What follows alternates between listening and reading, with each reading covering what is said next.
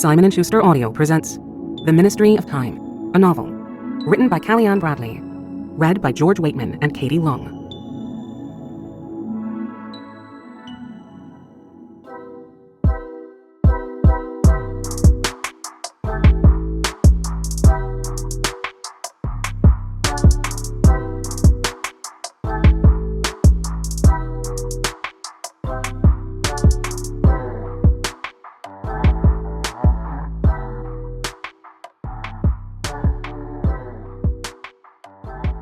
Hello friends, it's Alexis and welcome to hell. And I do literally mean hell because I'm sick for the third time this year and I'm ready to end it all.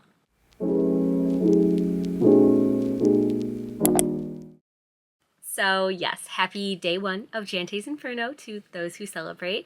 If you don't know what this readathon is, I will have Jan's announcement video linked below. This is the second year she is hosting it and my second year participating. It is a readathon based on Dante's Inferno, and your whole goal while participating in this readathon is to read books to help you escape each circle of hell until you're free. So I'll pop the graphic up on the screen, but this was also created by Jan and is just a super helpful way for me to share my TBR with you. If you watched my February TBR, then you already know what I'm planning on reading, so I'm not going to go into detail here about any synopsis or anything. So as you already saw this morning, I attempted to start my first book of the readathon all the way at the bottom of hell. My first book of the readathon for those two circles is going to be The Ministry of Time by Callie-Ann Bradley. I say attempted because I did start the audiobook this morning while I was working, but work was so busy. This week has just been hell. Honestly, this is so funny. I ended up getting 6 minutes in, and then I promptly had to pause it and pay attention to my job. So I'm actually going to go back and restart it because I can't even tell you what happened. I was not paying attention at all. I was trying to read emails. So that brings us to now. It's later. I'm done with work. I already had dinner and I am getting ready now to go work on a puzzle I'm in the middle of. I love the idea of doing puzzles and I own a few, but I never actually do them. So I'm really trying to embrace the cozy hobbies this year, and I bought this stunning World of Dracula puzzle, which is the one I'm working on. So I'll show you guys. So that's my plan for the night. As for the synopsis of the book, I'm not far enough in to really tell you what it's about, so I will update you once we get a little bit into it, but I know it is a sci-fi. It actually won, I believe, the Goodreads Choice Awards this year. Well, 2024, last year, I guess, for the sci-fi category. And I know this is a love story, and I know a lot of people who don't usually read sci-fi are really loving it. So it's definitely one that I wanted to check out because I am trying to read more sci-fi books in 2025. I don't want to put too high of expectations on it, but I was watching some people's vlogs for reading BookTubers' favorite books of the year, and a lot of people are reading this one and loving it, like 5 stars loving it. And I haven't filmed a vlog yet this year, so you might not know, but I'm having a 5-star drought. I have not given out a single 5-star rating this year. But yeah, I think that's all for now. This was way too long of an intro. I'm gonna get changed now into comfy clothes and I'm gonna go work on my puzzle.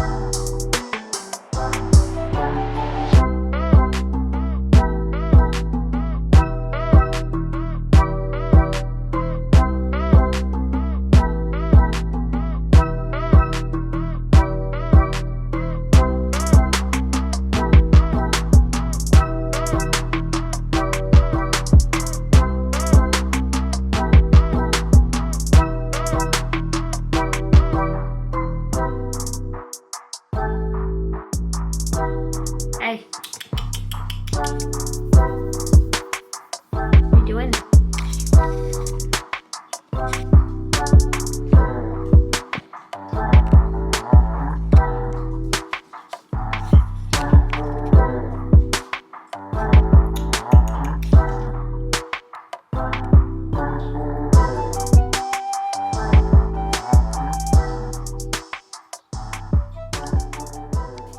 later. I am exhausted. It is 11:30. We puzzled for longer than expected. Anybody else with cats? How do you keep your cats from getting your puzzle while you're working on it? Because this is my trick. I put a baby gate on top and then they usually just sit on the baby gate, but at least they can't steal the pieces. Reading update. Let me see how far I got. 22% of the way in, and I'm really, really liking it. I kind of thought I would, but I didn't realize how like cute it was gonna be. It's very, very funny, and it's just like a lot lighter than I was expecting it to be. Like I didn't think it would be super heavy from the beginning, but yeah, it's very cutesy. It's a cute situation.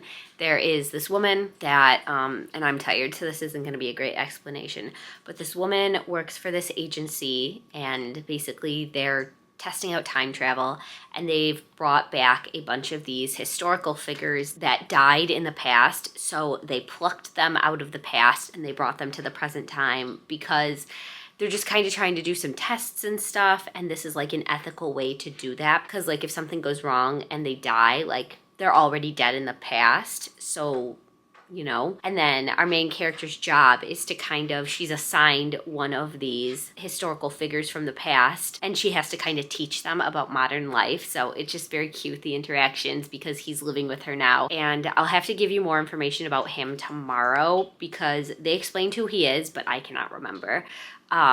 He was like a general in the Navy during something. So anyways, so like he's obviously just doesn't know anything. He's never seen TV.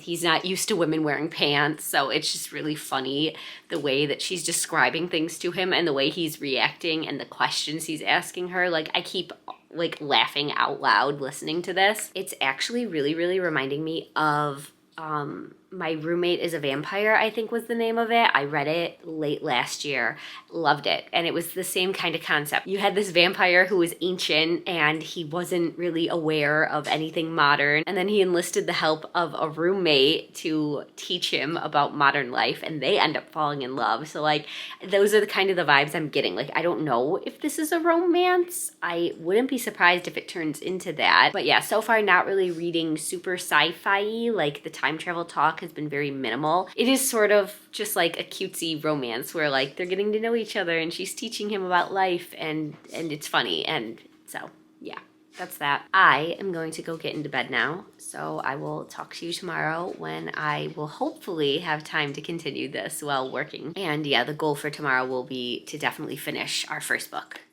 I have just finished work for the day. It is day 2 of JANTE'S Inferno.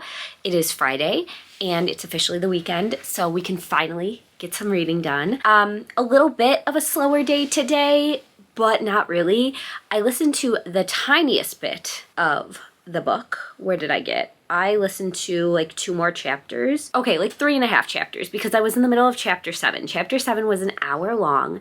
Chapter 8 was 5 minutes long, and then I'm in chapter 9 now, and it's 40 minutes long. So not great progress, but a little bit. But now that work is over, I am also behind on filming videos for this channel. Because of my sickness this week, I wasn't able to post anything on my normal upload day on Wednesday. And then tomorrow is Saturday, and I usually like to post either on Saturday or Sunday morning, and I don't have anything yet. So I'm trying to make a game plan. 2 videos that I wanted to post this week were my January reading wrap up and then my 2024 reading journal flip through. I definitely need some more time for my hair to dry before I do the wrap up, and then I would have to like put on makeup, so I'm probably gonna put off filming that until tomorrow. But an activity I can do while I listen to my audiobook is go through my 2024 reading journal and kind of just like clean some things up. I have to do a few of the end of the year spreads. Like I never put in my favorite books of the year, so I can work on that, and then that way maybe I can just film both of those videos tomorrow and quickly get one of them edited and up this weekend, and then have something to go up next Tuesday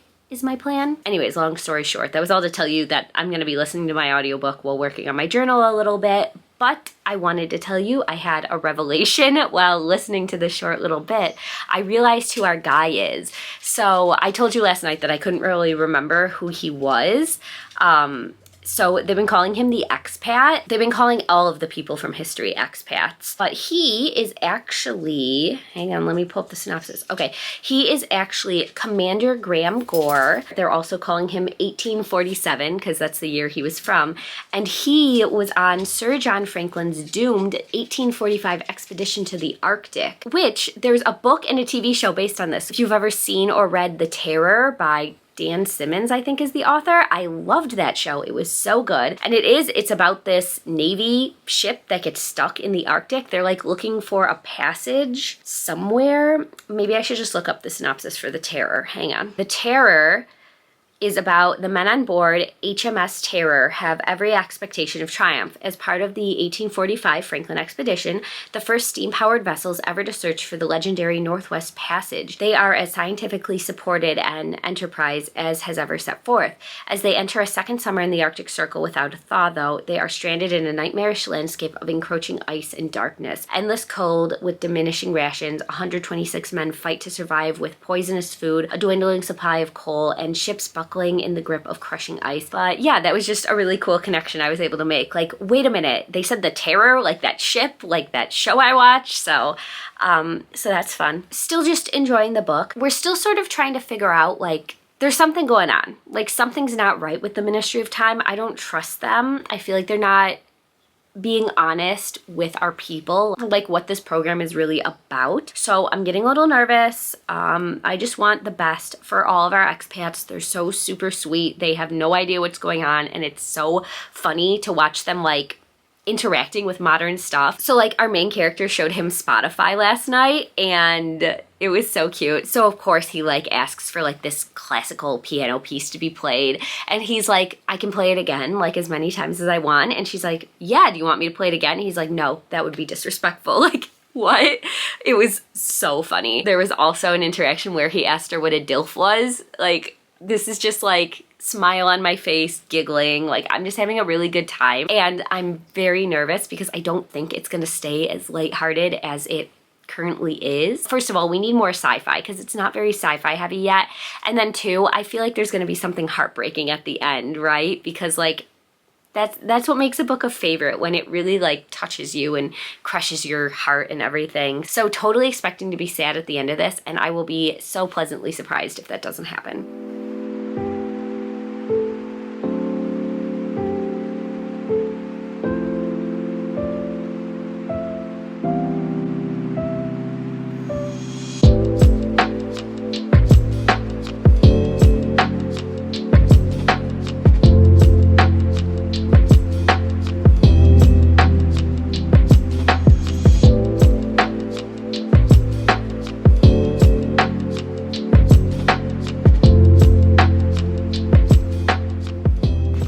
So I'm back to puzzling, and I'm obviously still listening to the audiobook. 74%, oh my god, I'm a lot farther than I thought. I'm definitely trying to finish this tonight, but I had to grab the camera because I'm literally tearing up because why is this so sweet? This is like not sci-fi at all. This is a romance, and I'm loving it. It's so good. It's so cute. Why is it so cute? Nobody told me it was gonna be this cute. That's all. Nothing else has really happened that I can tell you about. There's more of an action-y mystery part that's been introduced, but it's not a huge part of the story. Like, those scenes are very minimal. It really is just day-to-day life with our two people as he's learning about modern times, and now this romance element has been introduced, and I'm screaming. So, if anything else wild happens, I'll talk to you then. Okay, I love Arthur so much. What a wholesome little sweetie. I did not see that coming. There was just a little bit of a twist. Things are getting very, very sci-fi-y. I get it now. This is getting so wild.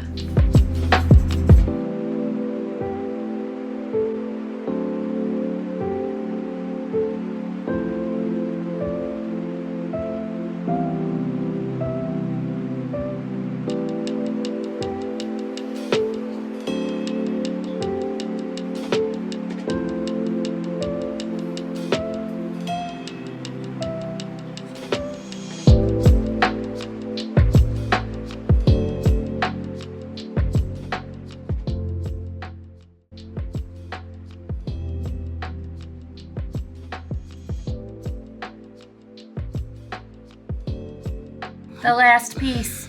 We did it.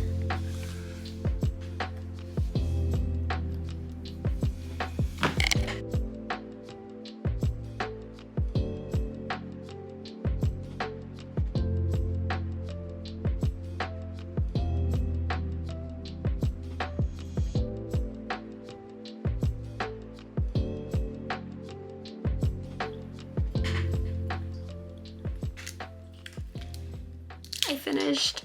We did it. Book number 1 of the readathon is done. I have escaped 2 circles of hell now because that was counting for editing Alexis put up the graphic. It was counting for the bottom one, which was to portray my physical TBR. And then above that was reading a book with a dark cover, which this has a black cover, so it counts. I think we finally did it. I think I finally have my first 5-star read of 2025.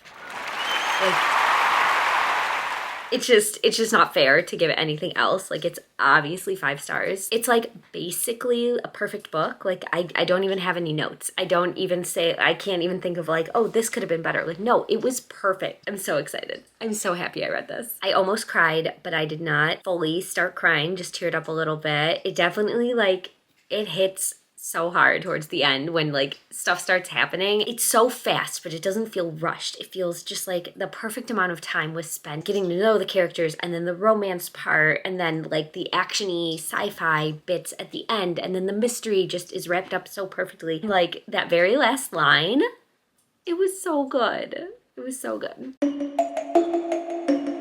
Hello, good morning, friends. Happy day 3 of the readathon. We are in the car and you're getting a bad quality iPhone clip because this is sort of impromptu. I didn't plan on going to the bookstore, but we're out. I'm actually waiting for an appointment right now, so I have some time to kill. So we're gonna head over to Barnes & Noble and pick up my next book that I plan on starting for the readathon. Planning on reading Wake Up and Open Your Eyes by Clay McLeod Chapman for these next 2 circles of hell, but my library hold isn't ready, so I don't think I'm going to get it in time to read it for this readathon. So I've been really good about trying not to buy books this year, but this is an author that I've read 2 of his books before and really liked them, and because I'm planning on like literally starting it and reading it right away, I'm gonna give myself a little bit of a pass and we're gonna go pick up this book. So just wanted to give you a little bit of an intro before we get to Barnes & Noble.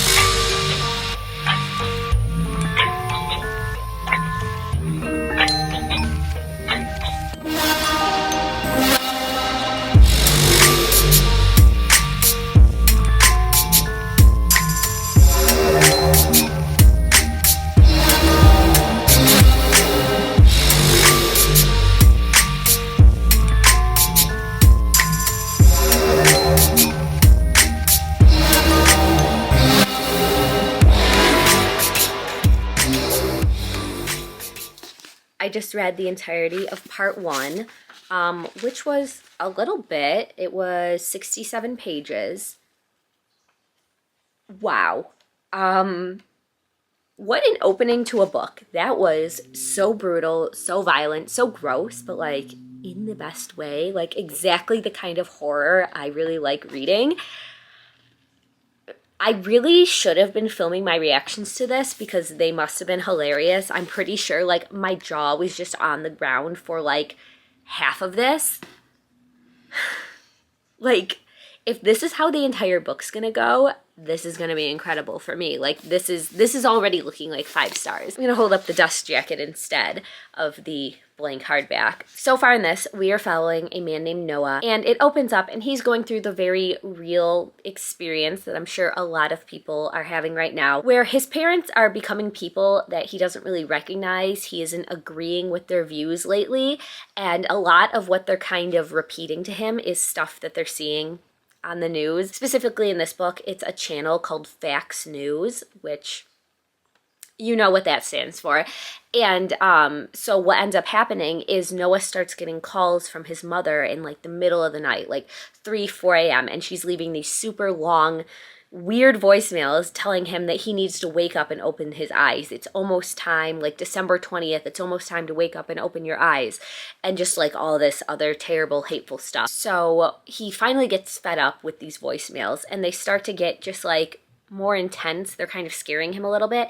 So he decides to try calling his mother back, and she's not picking up, which is very unlike her. Like he says, anytime he ever tries to call her, she picks up right away. So he tries her, his father, their landline, and his brother. And his brother finally picks up, and he's like, yeah, they're fine. Like, don't worry about it. And his brother lives a lot closer to their parents than Noah does. I think he lives in Brooklyn, and the parents are in Richmond, Virginia. So, oh, it says right in the synopsis, he makes the long drive from Brooklyn to Richmond, Virginia to check on them. So, yeah. So he asks his brother to go check because his brother lives a lot closer. The brother doesn't want to do it. So he decides, I can't get a hold of them. It's been a few days. I'm going to drive down, make sure everything's okay. And as he's getting closer, he's just thinking of all the things that might have gone wrong. Maybe they had a heart attack. Maybe there was a break-in, just bad things. So he gets there, and it is somehow worse than he ever could have imagined. Like, he walks in, it's completely dark in the house except for all of these TVs. There's a TV in every single room, and it is all tuned to the same channel, Fox News, and it is just this man screaming at the top of his lungs, wake up, it's time to wake up and open your eyes, blah, blah, blah. So he goes through the house, he can't find his parents anywhere, there is just rotten food everywhere, like it is disgusting. All of the light bulbs are smashed, so like it's completely dark in the house. He finally finds his parents, and they are just like, not okay. It's very clear that they haven't been taking care of themselves. They have not eaten in days. He said his father is like half the size he's been his entire life, and just like they are not responsive. They are staring straight ahead, blank face at the TV, and if he turns off the TV's turning on again by itself, and like the only response he's getting from his parents is that they yell at him that like they were watching that, turn it back on. Something happens on the TV that sort of triggers the parents to wake up. And wow, I was not expecting this to go so hard so fast. Like, what I just read was wild. I don't even know how to describe it. I guess the closest I can go to is it kind of was reading a little bit of like zombie horror, because his parents are basically hypnotized by the TV. And just what they have become is not human. They are not acting human. So, pretty clear that I'm loving it so far. I'm going to keep going right now. I'm going into phase 2, which is recruits. And I don't even know where it's going to go from here, right? Because that whole first part is kind of what's described in the synopsis. What are we going to do for the rest of this book? Like, I feel like this could have been a really good short story, and I would have just been like satisfied with that, like how that ends. After having such a strong opening, I'm scared that this is going to drag, but I shouldn't put expectations on it yet. Like, I'm just gonna see what happens. And I just really hope it can keep up the momentum of like how good this first part was.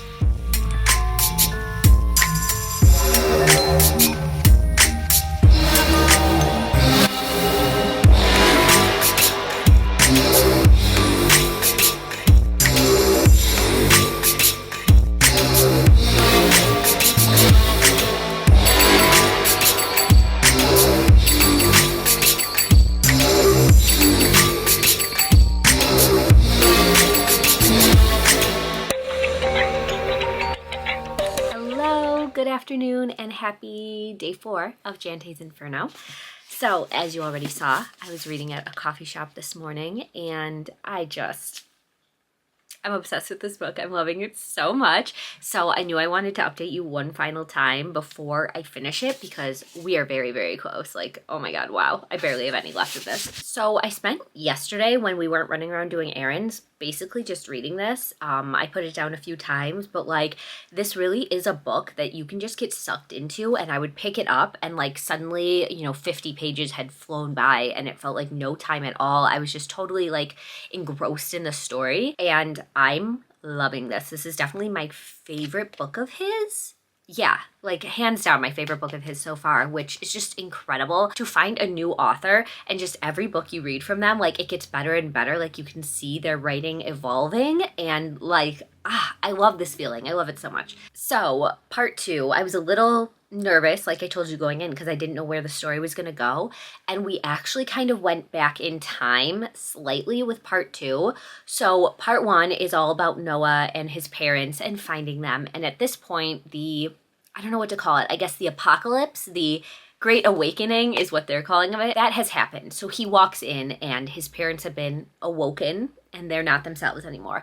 So in part 2, we go back in time to, I want to say it was probably like the beginning of December. So, 20 days pre-awakening. And we are following Noah's brother Asher and his family. And this section of this book was the grossest, most gruesome stuff I have ever read. Like, I felt weird reading it in public. I was like, I don't know if I should be reading this right now. Like, it was a lot. It was an extreme horror. It was very, very, very gory. Is it wrong to say I loved it? But this is what I'm looking for in extreme horror. I can take like the gory, the gross, the super violent. Like, that's the type of like extremeness that I like reading about. Like, think of a Terrifier movie, like that level of kills happening in this book. So part 2, it's kind of like this slow descent into madness. We meet this family. It's the brother Asher, his wife Devin, and their 2 sons, Caleb, who's a teenager, and Marcus, who is 8, I think. He's young.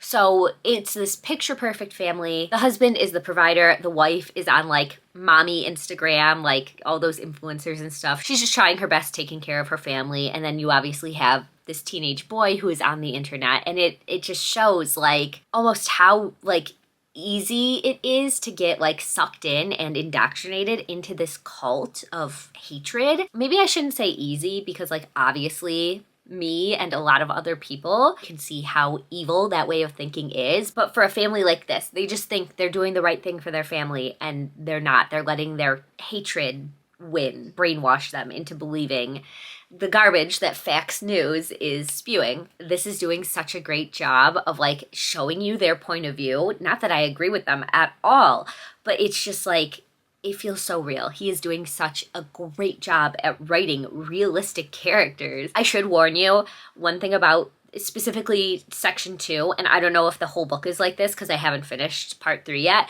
but in section 2, if an animal is introduced, expect that animal to die. I wouldn't say the depictions of the violence against animals, they're not really too focused on. Like, it's a little bit fade to black, like you know what's going to happen or what did happen, but it's not like long ass descriptions of animals being hurt. So I'm able to deal with it as an animal lover, but it's just making my stomach hurt when they're like talking about these things that are happening, and like, wow. I just keep reading this like with my jaw on the ground. I cannot believe how far it is going and like how descriptive it's being, and I love it. I love it so much. This is like what I'm always looking for in horror, just something to push the envelope just a little bit farther. I got a little bit into part 3 while I was in the coffee shop. Actually a lot of it. I'm actually farther than I thought I was. I'm about 100 pages into part 3, so I have very little bit left. So I'm definitely gonna try and sit down and finish that now. It's about 2 o'clock. And I am having people over tonight for a game night / anti-Super Bowl watch party. So we will not be watching football. We will be playing board games and stuff. So before that, I do have to clean up the house, and I'm making dinner for everybody. So I do kind of have to do some prep work on that.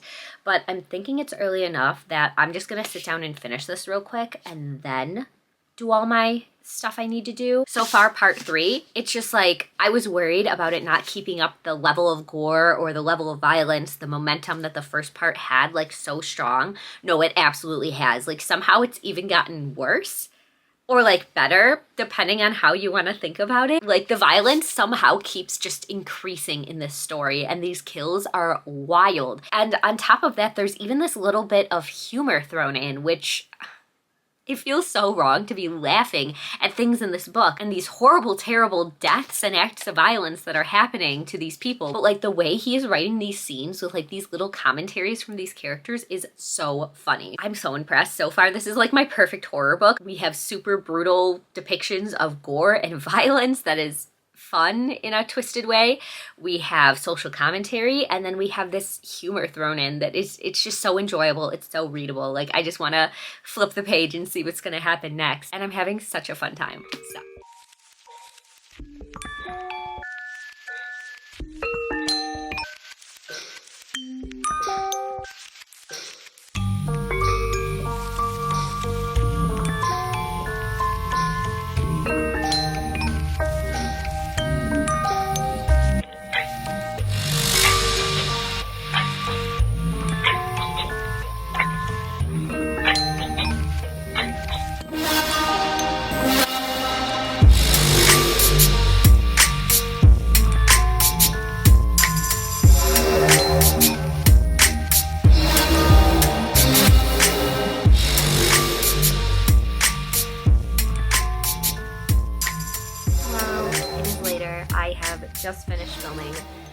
my January wrap-up, which that is the first like long sit-down video I've filmed since I've been sick again and recovering, and like even still, I'm out of breath right now. I needed to keep pausing to take deep breaths, and like it took so long to film that. So I do have very exciting news that I did finish Wake Up and Open Your Eyes just in time. We got the house cleaned up, and I have about 15 minutes before my friends are supposed to be here for our anti-Super Bowl game night party. So we have to wrap this one up very, very fast. But yeah, I'm blown away. This is gonna be 5 stars. Oh, my second 5-star of 2025. Like, this readathon was the cure to my 5-star drought. I am live, laugh, loving right now. I don't really have too much more to say on part 3 than what I said earlier. If I had to sum up part 3 in one sentence, it would have to be, what the fuck was that? This is the craziest book I've ever read. And I loved it, but this definitely isn't going to be for everybody. Part 3 gets silly.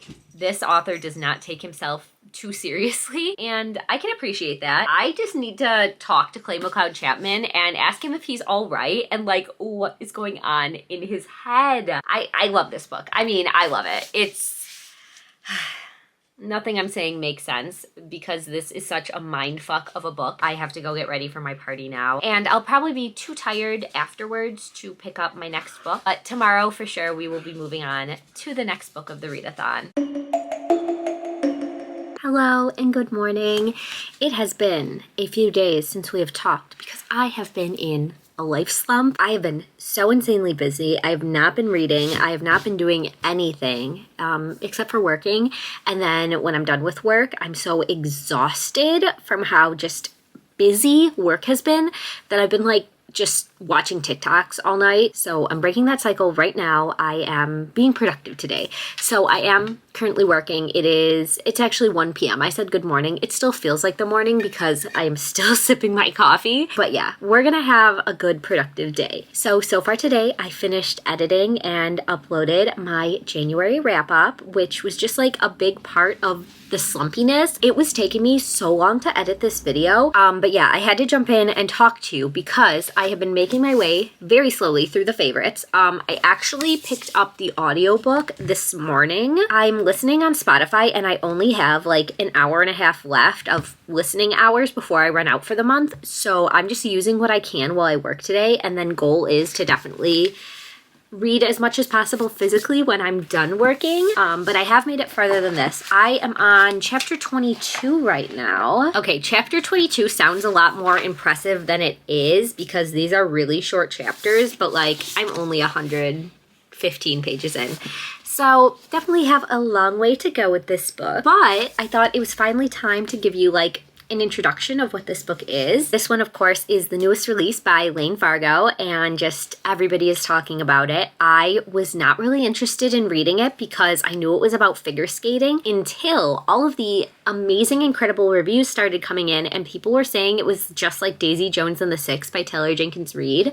Like, arguably my favorite book of all time. So, like, obviously I have to read it now. And so far, 100 pages in, I'm definitely getting the comparison. It's not as good yet, in my opinion, but you know, early, we'll get there. The thing I love about Daisy Jones and the Six, like along with the format, it's very cool to have like this interview documentary style format, which is the same for the favorites. But like, it's like the raw human emotions of Daisy Jones and the Six. Like, it's so dramatic, but just like that book makes me feel so much. So it's definitely the emotions that make that book so special to me, and I can see where we're getting there. You know, in this book, we are following these 2 young figure skaters named Katerina and Heath, which that's not even something people have been talking about when kind of promoting this book. This is a Wuthering Heights retelling. Like, if you had told me that and nothing else, I would have picked it up even faster because that is one of my favorite classics of all time. Like, so dramatic, so messy. I love that book. I love the toxicity of their relationship,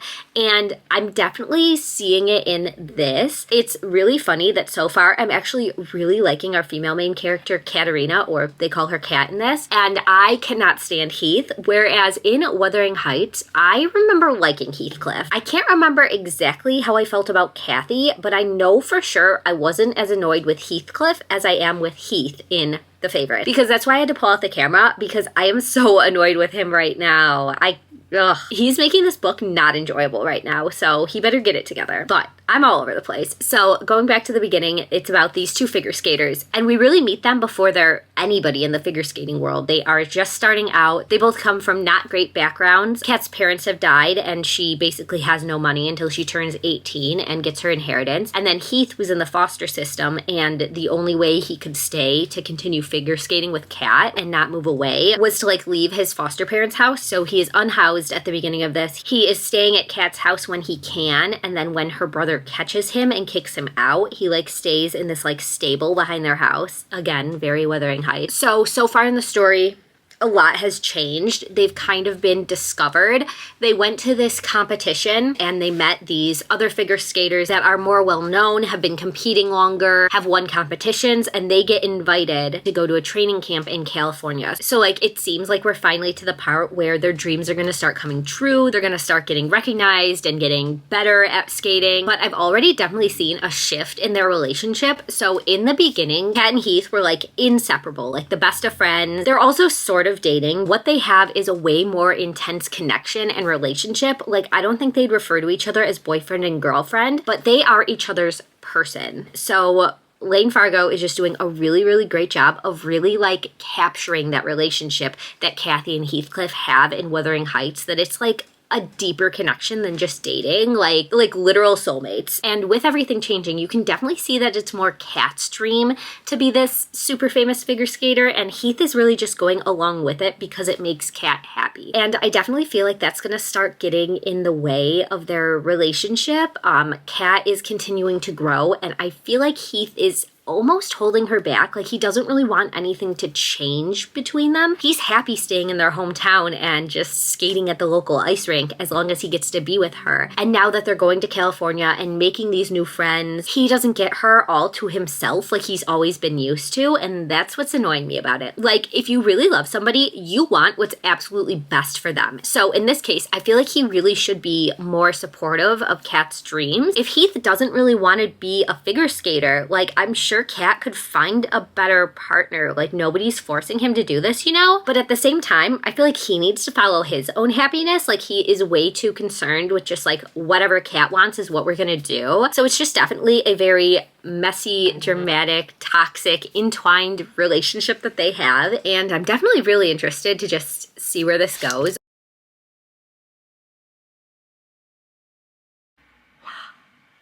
The drama, the pettiness, the revenge.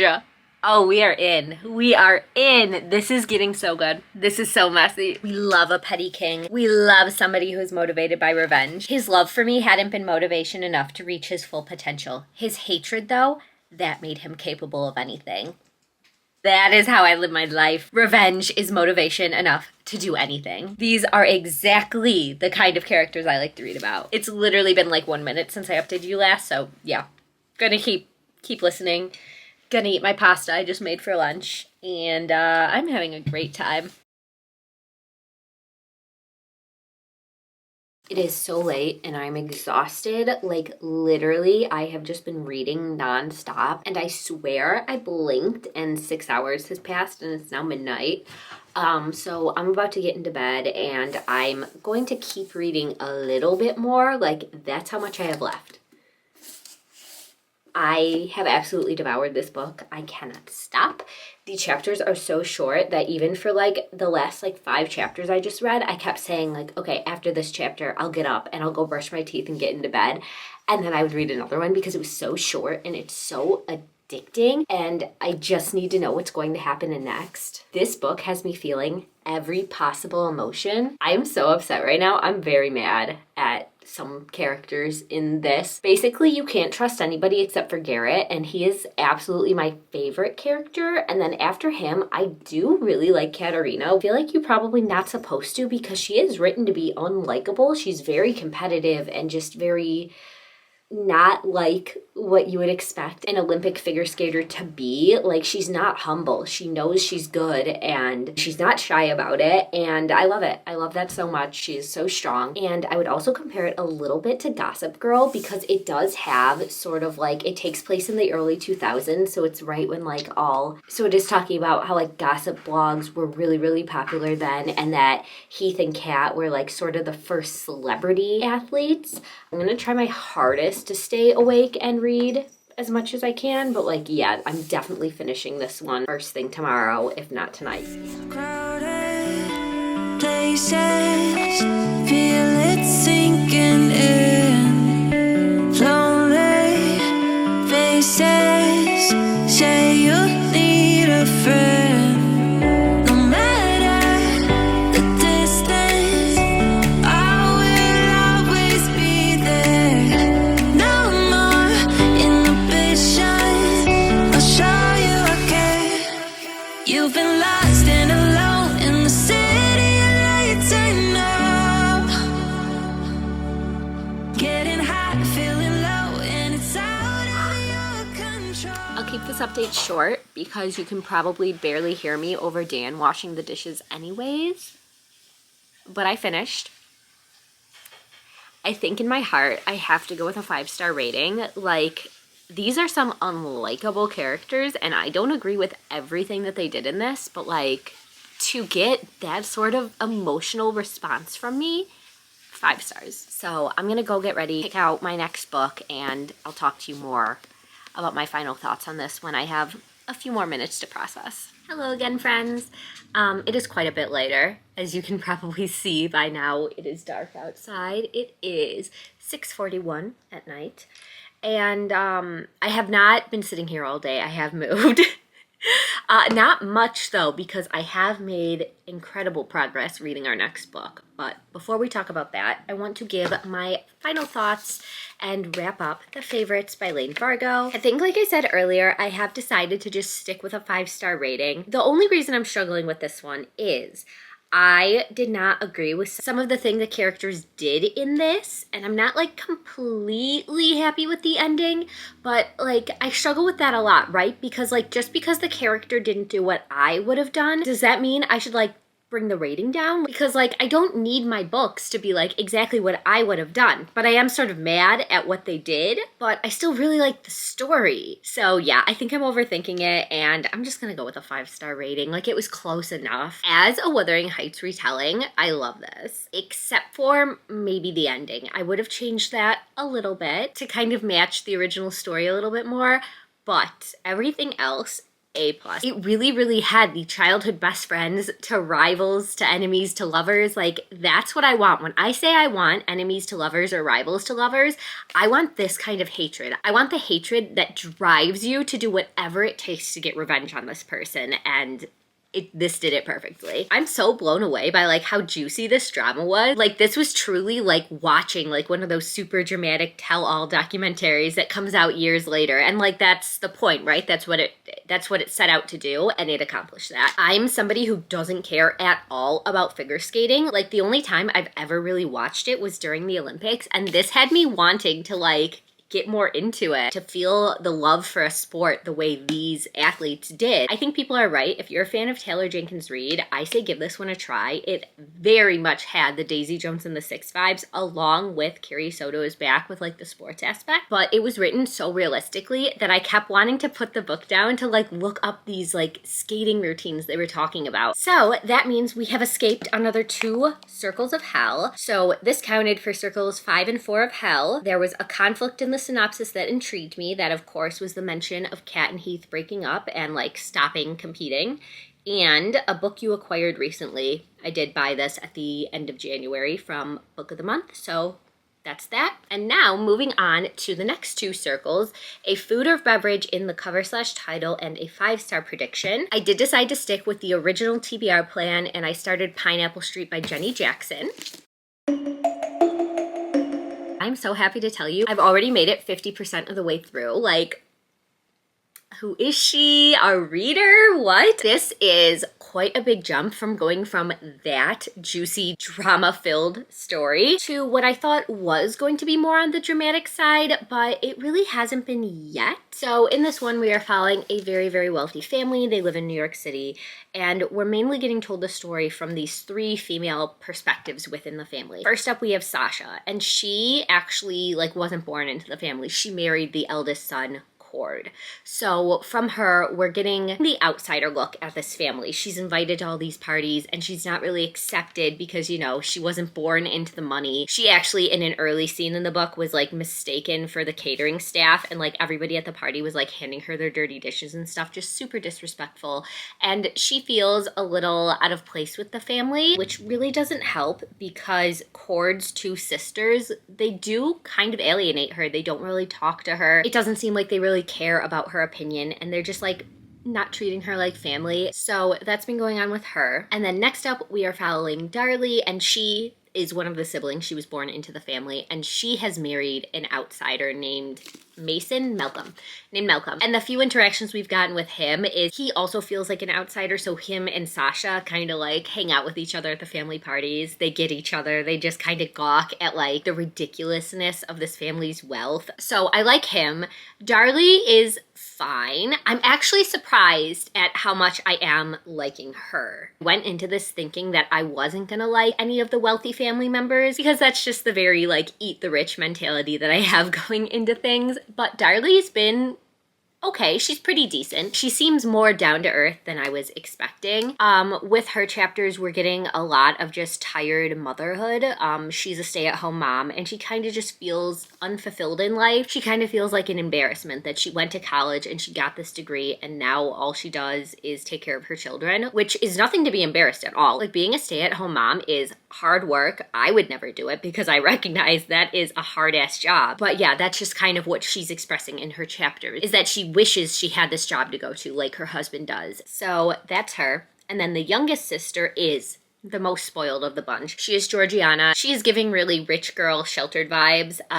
She does have a job that she goes to. She's like a journalist for a non-profit organization or something. But in her chapters, we're actually getting the romance aspect of this book because she is getting entwined with a coworker. So I have been enjoying her chapters for the romance bits. It's a cute love story so far. But yeah, nothing too wild has happened. This so far is reading much slower than I thought it would. It's just sort of like a slice of life for these siblings. I feel like there's gotta be something coming soon. I'm at the 56% mark and something pretty dramatic and life-changing did just happen. So I think the rest of the story is gonna be how they're gonna deal with the fallout of these things. But yeah, it's not like the super juicy family drama that I was expecting going into it. It's fine. It's readable. I mean, I've already read 50% of it and I'm planning as soon as this update is over to continue reading. So I'm fine continuing with it, but just no going in. Don't expect anything super dramatic. But yeah, plans for the night, finish this, maybe pick up my next book. We will see. That's a lot of reading in one day for me, but I am having a good time. I'm not feeling burnt out yet, and I'm really hoping we can just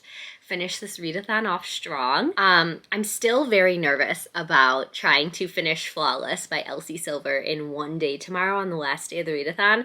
The smart choice would be to do a graphic novel. So we might have to talk about that when I'm done with Pineapple Street. But I do still want to read that book this month. So maybe we'll do a graphic novel first and then read as much as we can in Flawless before the end of the readathon.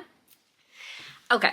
I have made it to, wow, the 80% mark. That happened fast. I have finished filling in what I had to do in my journal, so I'm about to set up to film my little flip through. But before I finish this book, I need to update that, I was wrong. This family is insufferable. They're so annoying. Definitely more so Georgiana, the spoiled youngest one. I can't stand her. She is so annoying. Just so spoiled and, doesn't even recognize her privilege. So at the 50% mark of the book, something pretty dramatic does happen to her and it really changes her life. But the way she's lashing out at everybody when it is not their fault and good people are trying to help her is really, really annoying. And then I do not like the choices she's making. She's a spoiled little brat, basically. And Sasha, the only likable character in the family, the girl that married into the family, is trying to help her and knows what she's going through. And she is being so mean to Sasha, like inexcusable behavior. Can't stand Georgiana. I don't even want her to have like a happy ending. Like I want her to be miserable. So in her chapters, this character named Curtis ends up getting introduced, and he is another man that grew up very, very rich, but instead of taking his family's inheritance, he is like donating the money. So he's being used as like this example of this great guy, which like, I like some of the things he's saying, but it's I did really like a scene he was in where he basically said he's 26 and like a billionaire, and those types of people should not exist. Nobody needs that much money. So I do like the introduction of his character into this story to like give this reality check. But yeah, I don't know if like what he's saying is really sticking with Georgiana. Like she just seems very performative. I don't know what I'm trying to say. Besides, I really don't like her. I do like this Curtis character a bit. And then Sasha is still just my favorite. She's like the only good member of this family, and it's really because she's not accepted by the family. I'm gonna pause for right now and film my flip through, and then I'm gonna continue listening and hopefully, maybe, definitely try to finish it tonight. That way we can go in tomorrow, fresh start, and figure out our game plan for the last day of this readathon. I am so tired. Time really got away from me. It is now after midnight. 12:16, so I am immediately getting into bed after I finish filming this clip, but I promised I would update you one more time, so here I am to tell you that I did not like this book at all. I did finish it, so I guess the only good thing about it is that it's a very, very fast read. Like, it's definitely something you can put on as an audiobook and just mindlessly listen to. It's not anything you have to really pay attention to or think hard about. It was interesting enough to keep my attention, but wow, were these characters unlikable. So everything kind of stands since we last spoke. I still agree Sasha is the only character I liked in this. The mom was okay. And then the men in this, just like, we didn't really know them or get their perspectives on anything, which, like, I mean, fine. So, okay, cool. It was cool that it was like a women-centric story, but like Georgiana, just, I cannot stand this girl. And the difference is with like the favorites to this, the favorites, they're supposed to be unlikable characters, but like they have redeeming qualities about them. This, I don't think they were supposed to be unlikable, but this book really was just trying to make us feel bad for their rich people problems. And it wasn't even like juicy problems, like people cheating or like embezzling money or anything. It was just like normal ass problems. And it wasn't interesting at all. They were all very, very shallow. They all thought they were better people than they actually were. If I didn't say, I'm giving it 2 stars, which really sucks because this was literally the book I picked for the 5-star prediction prompt. Like, I really thought I was gonna love this. And I really thought that I was gonna have all 5 stars for this readathon. So unfortunately, this broke the pattern we had going, but whatever, at least it's another book off of my physical TBR, and I will honestly probably be selling it on Pango because, yeah, as beautiful as it is, I'm good. It was not worth it, in my opinion. There was a scene at the end when all of the characters come together for dinner, and it's supposed to be like this big moment of like revelation and realizing that they're bad people, but it really missed the mark. Very glad to be out of 2 more circles of hell. So I've made it to the top level where the prompt is to read just 1 more book that I cannot double up on other prompts with. So, like I talked to you about earlier, my battery is flashing, so we're gonna go really, really quick here. I'm gonna start Flawless by Elsie Silver. That was my original game plan, and I feel like I'm gonna get so invested in the story, I'm gonna be able to finish it in a day, and I have the audiobook. But as a backup, we'll see how I'm going tomorrow, and I might have to just throw in a manga or a graphic novel or something, but that's my plan immediately. I'm gonna go get into bed. I'm gonna start Flawless, and then tomorrow morning is Sunday, so my usual routine is to go to a coffee shop and read for a few hours, and I will be bringing Flawless with me.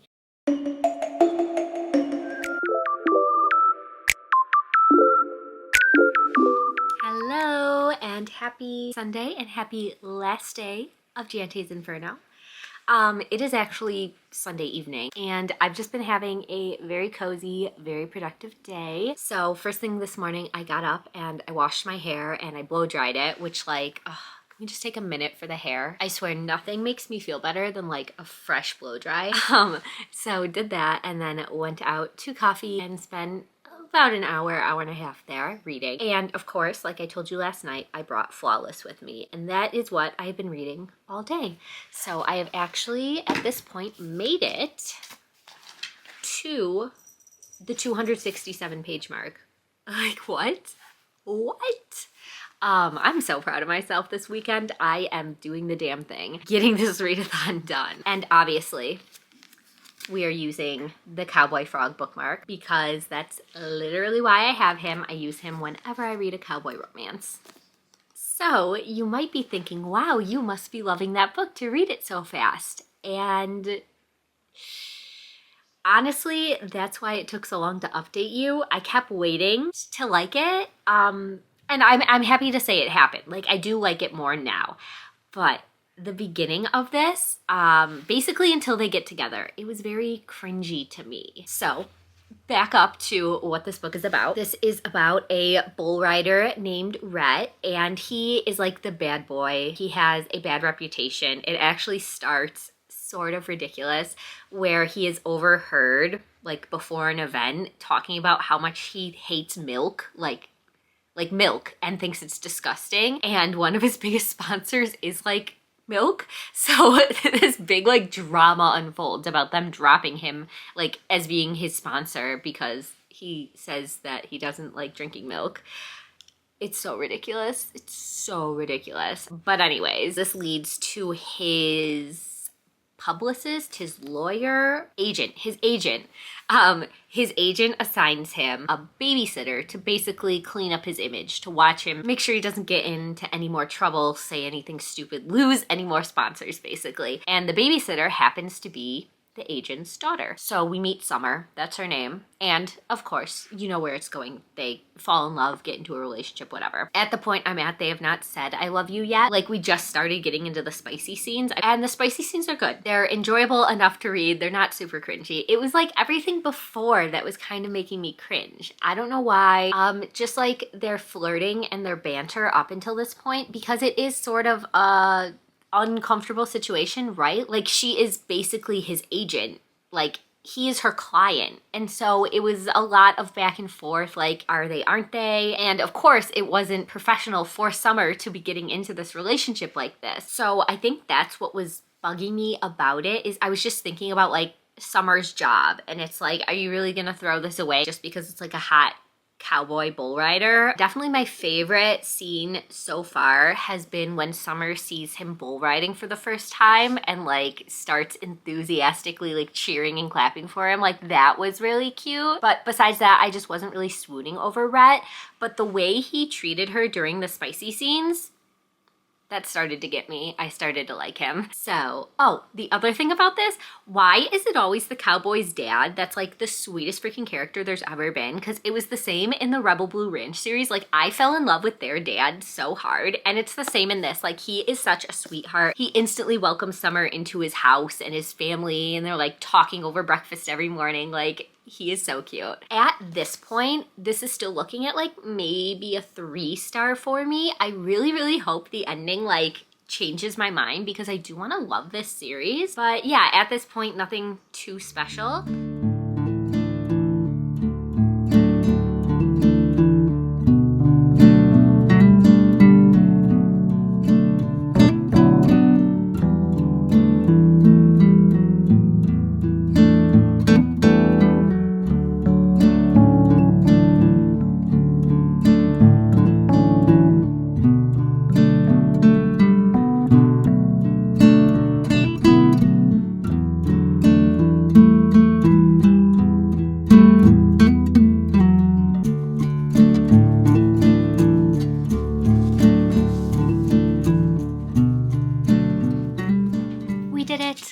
We escaped hell. I can't believe I read this book in one day. I'm so happy. Final thoughts. It was fine. It was fine. I was expected to be obsessed, and it was just fine. There wasn't really anything special about it. Definitely let me know if you've read them all or even the next one. Like, is it worth it to continue? Do they get better or are they all like this? You know, tell me which one's your favorite. I think, what should we rate it, Kit? I'm between a 3 and a 3.5.